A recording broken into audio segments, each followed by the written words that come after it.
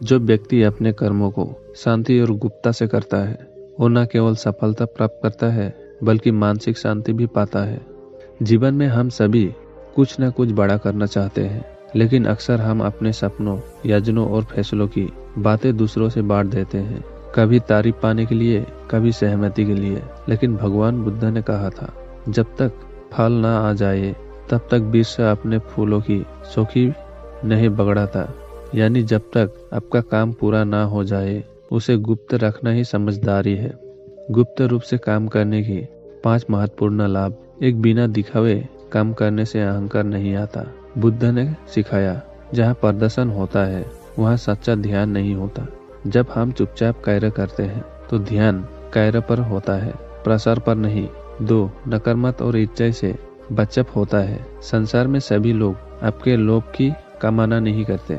बुद्ध ने कहा, दूसरों की सोच को अपने कर्मों की राह में बाधा मत बनाने दे। 3, आपका ध्यान केवल लक्ष्य पर क्रोधित रहता है। जब बातों की जगह काम बोले तो परिणाम मजबूत होता है।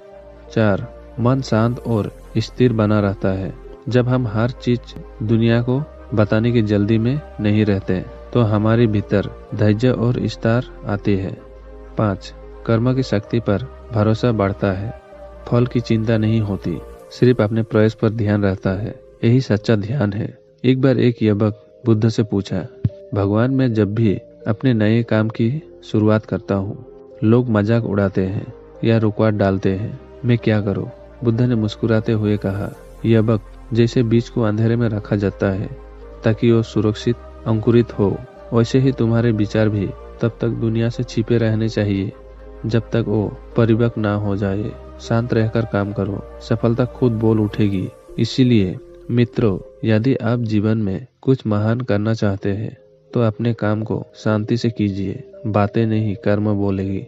यही बुद्ध की सच्ची राह है। गुप्त कर्म महान फल देता है। शोर करने वाले डोल हमेशा खोखले होते हैं, लेकिन जो भी भीतर से पूर्ण है वो मौन है। नमो बुद्धा।